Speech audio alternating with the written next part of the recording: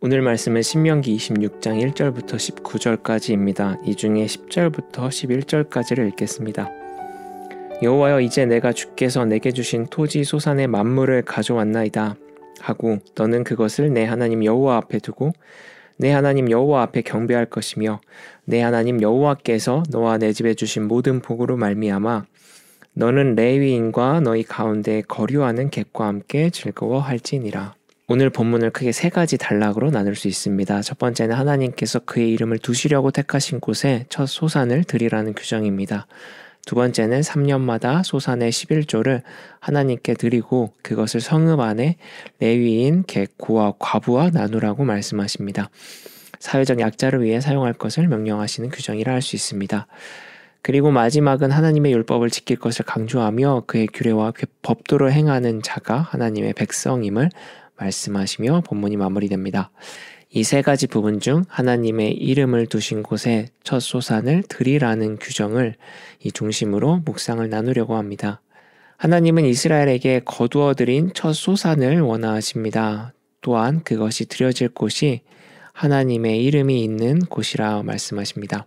하나님의 이름이 있는 곳은 하나님을 기억하는 곳이라 할 수 있습니다. 하나님을 기억한다는 것은 그들에게 보이신 하나님의 사랑, 특별히 애굽에서 구원하신 구원자 하나님의 은혜를 기억하는 것입니다.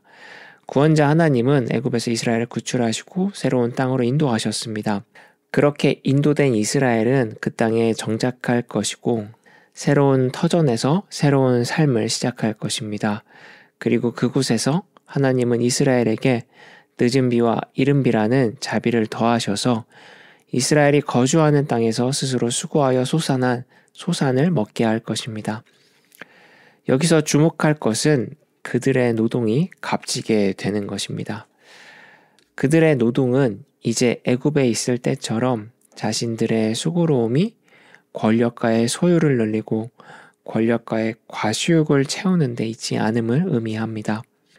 아무리 열심히 수고해도 겨우 하루를 버틸 수 있는 몫을 받는 이 부당한 노동을 의미하지도 않습니다.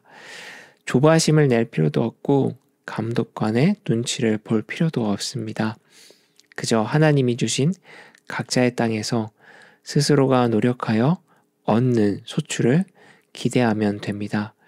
하나님이 주신 땅에서의 노동은 눈물로 씨를 뿌리더라도 기쁨으로 거두는 값진 수고로움입니다. 그리고 그렇게 거두어들인 첫 소산을 기쁨으로 하나님께 드립니다. 하나님께 드려진 그 소산은 땅에 없는 모든 사람들과 나눕니다. 이들과 함께 새롭고 아름다운 삶을 주신 하나님을 기뻐하게 되는 것입니다. 주님이 주신 땅에서 첫 소산을 드린다는 것, 그것은 이스라엘에게 노동이 이제 다른 의미가 되었음을 말합니다. 왜 일하는가? 라는 오래된 자기 경영서가 있습니다. 일본의 교세라 창업자인 이나모리 가주오라는 사람이 쓴 책인데요. 책의 제목에서 그 내용을 조금 알 수 있듯이 저자는 일을 통해 사람이 성장하고 일을 통해 삶의 가치를 깨닫기 때문에 성실히 또 열심히 일해야 된다라고 책에서 말합니다. 이 책이 자기 경영서이고 무엇보다 한 기업의 창업자가 쓴 책이기 때문에 호불호가 상당히 갈리는 책이긴 합니다. 제가 이 책을 언급한 것은 책의 좋고 나쁨을 이야기하기 위해서가 아니라 이 저자가 책의 앞부분에 밝히는 이 주장이 흥미롭기 때문입니다.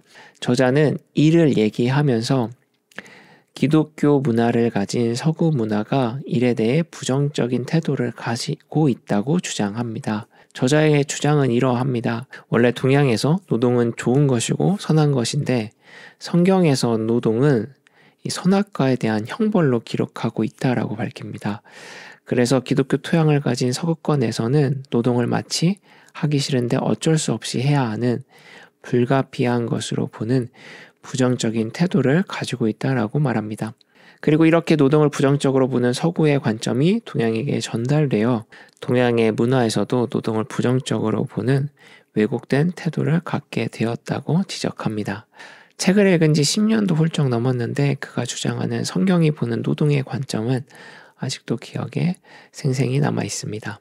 실제로 창세기 3장에서 하나님은 아담과 하와가 선악과를 먹은 죄로 아담에게 땅은 너로 말미암아 저주를 받고 너는 내 평생 수고하여야 그 소산을 먹으리라 라고 말씀하십니다. 잘못에 대한 벌로 1, 즉 노동이라는 처벌을 내리신 것입니다. 이후 노동이 선한 것인지 악한 것인지 성경은 정확하게 말하고 있지는 않으나 시간이 많이 지난 후 이스라엘은 애굽에서 종노릇을 하면서 부당한 노동, 저주받은 노동, 중노동에 시달립니다. 그러나 하나님은 이스라엘과의 언약을 통해 이스라엘에게 그저 고대했던 노동이 약속의 땅에서는 전혀 다른 노동이 되었음을 알려줍니다. 이제 그들은 다른 이들을 위한 노동이 아니라 각자를 위한 노동을 하게 되었습니다. 그리고 그 일은 날씨라는 하나님의 은혜가 필요한 일이기 때문에 하나님을 기억하고 의지하는 일이 되었습니다. 일의 의미, 수고로움의 의미가 새로워진 것입니다. 이스라엘은 그렇게 새로워진 수고로움, 즉 거둬들인 소산으로 가장 먼저 하게 되는 일은 하나님을 기억하는 것입니다. 그리고 하나님의 은혜가 필요한 사람들과 나누는 것입니다. 나눔 속에서 거둬들인 소산의 크고 작음은 문제가 되지 않습니다. 그들이 얻은 성과, 결과보다 하나님이 소산을 만들 수 있는 토양을 주셨다는 사실과 그곳에서 하나님을 경험하고 자비를 구하며 하루하루를 살았다는 과정, 일상이 더 중요해집니다. 노동과 그로 인한 결과가 고통이 아니라 은혜가 되는 것입니다. 우리가 구원자로 고백하는 예수님은 이스라엘에게 하나님이 땅을 주셨듯 우리에게 생명을 주셨습니다. 그는 죽으시고 다시 부활하셔서 우리 한 사람 한 사람에게 생명을 주셨습니다. 새로운 삶을 허락하신 것입니다.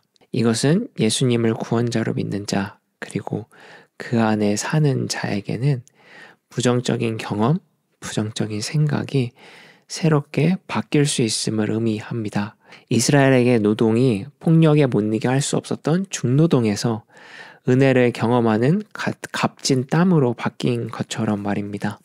예수님 안에서는 죽음조차 부활이라는 영광으로 새로워졌습니다. 죽음이라는 가장 어두움조차 예수님은 생명이라는 빛으로 밝히셨습니다. 주님은 빛이고 그에게는 전혀 어둠이 없기 때문입니다.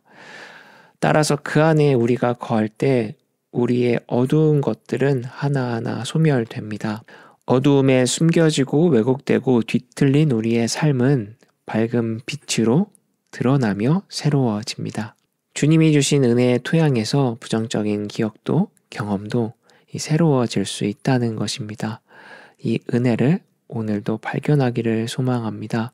또한 내가 발견한 이 기쁨이 아직도 어두움에 갇혀 빛을 전혀 모르는 다른 이들과 함께 나누며 또 함께 기뻐하기를 소망합니다.